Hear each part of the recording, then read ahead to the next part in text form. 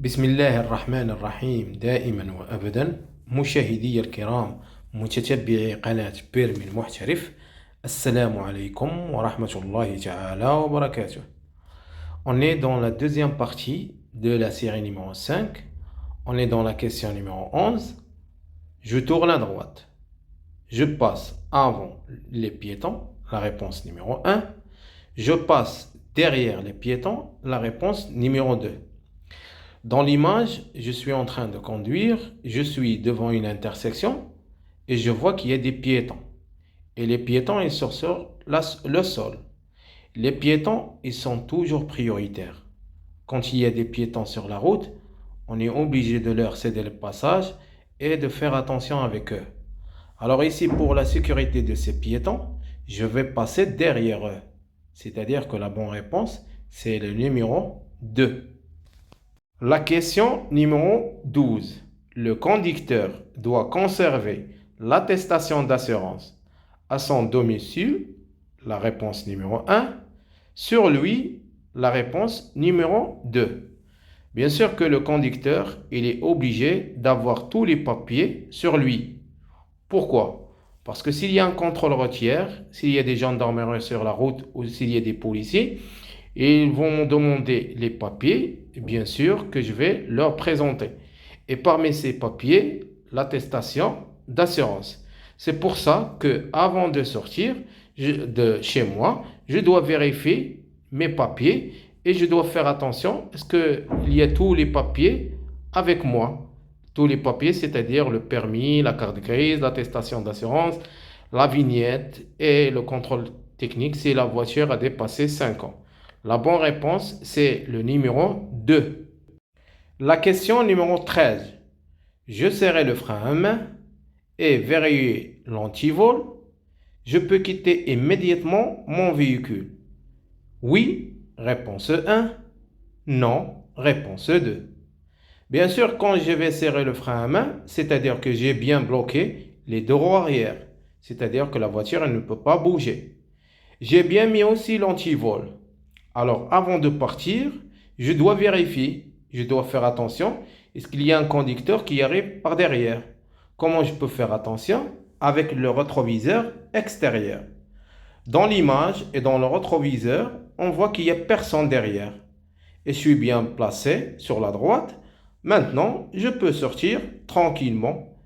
Bien sûr, avant de sortir, comme j'avais bien dit, il faut faire attention avec le rétroviseur. Mais dans l'image, il n'y a rien, c'est-à-dire que je peux quitter la voiture. La réponse correcte, c'est le numéro 1. Question numéro 14. La voie la plus à droite est interdite aux véhicules à traction animale. La réponse 1, oui. La réponse 2, non. Les panneaux des interdictions, ce sont des panneaux ronds, mais avec une borne rouge. Ça, c'est un panneau rond, mais il est bleu. Ça, c'est un panneau d'obligation. Au contraire, maintenant, l'endroit qui est sur la droite, il n'est pas interdit pour les véhicules à traction animale, mais il est réservé. C'est-à-dire que les véhicules à traction animale, ils sont obligés de prendre la droite. C'est pour ça que la bonne réponse, bien sûr que c'est le numéro 2. La question numéro 15. Avant de dépasser, j'ai averti cet usager avec mon klaxon. Numéro 1. Avec un appel lumineux. Numéro 2. Avant de dépasser, je dois avertir. Et pour avertir, il y a des choses qui sont obligatoires et il y a des choses qui sont autorisées. Le signal, le clignotant, il est tout le temps obligatoire. Même pour les cyclistes et même pour les véhicules à traction animale. Mais le klaxon ou un appel lumineux, ils sont autorisés. C'est-à-dire qu'ils ne sont pas obligatoires, mais ils ne sont pas autorisés aussi. Ici, je ne vais pas faire un appel lumineux sur cette cycliste parce qu'il n'a pas de rétroviseur. Et on est en pleine journée. Si je veux faire un appel lumineux, ça ne va pas être visible pour lui. Mais je peux klaxonner. Je peux avertir avec mon klaxonnement. La bonne réponse, c'est le numéro 1.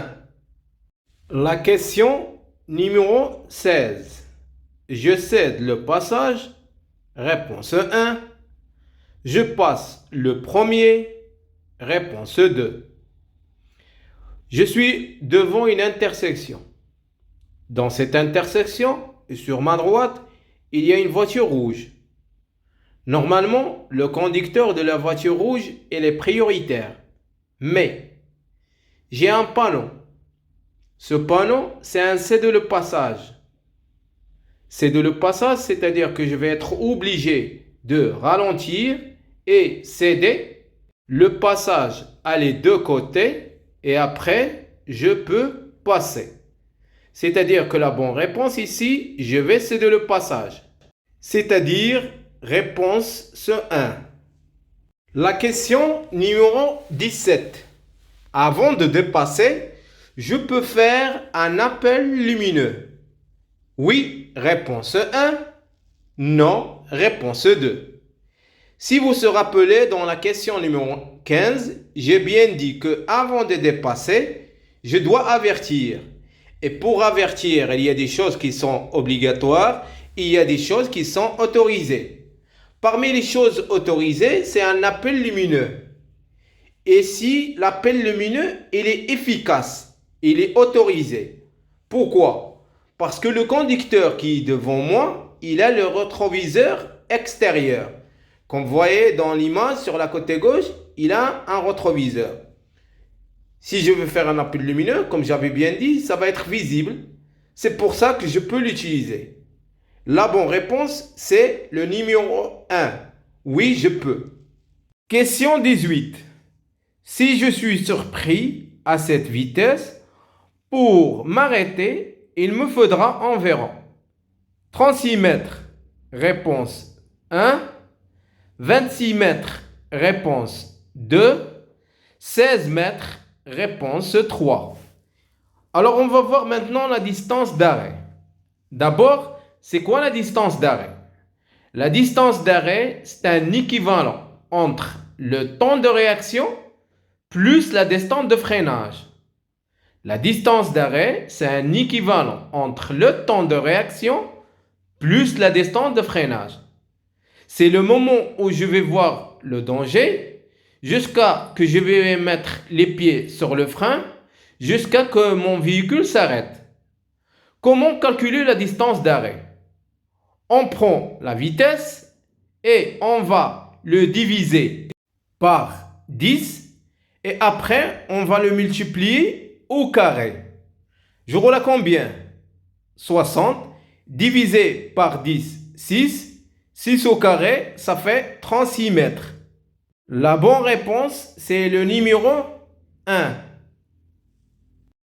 Question numéro 19. Au premier signe de fatigue, j'accélère pour m'arriver plus tôt. Réponse 1. Je réduis ma vitesse. Réponse 2. Je m'arrête pour me reposer. Numéro 3. Comme vous savez que quand on est fatigué, on ne va pas rester concentré sur la route. Alors le temps de réaction pour nous, il va s'allonger. Le temps pour faire attention, il va être plus long. Comme ça, le risque d'accident, il va s'augmenter. Et c'est pour ça que je dois m'arrêter pour se reposer. Et la bonne réponse pour cette question, c'est le numéro 3. Dernière question pour la deuxième partie de la série numéro 5. La question numéro 20. Je vais pouvoir tourner à droite, numéro 1. Faire demi-tour, numéro 2. Dans l'image, on voit qu'il y a un panneau carré bleu. Ça, c'est un panneau d'indication. Il indique que la route, il est à sens unique. Si je vais faire demi-tour, je vais rendre la route à double sens. C'est pour ça, par exemple, que dans les autoroutes, on ne doit pas faire demi-tour. Et c'est pour ça que dans cette rue, je ne dois pas faire demi-tour, sinon je vais rendre la route à double sens.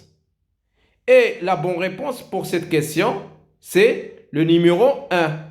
Et avec cette question, je vais vous dire à plus.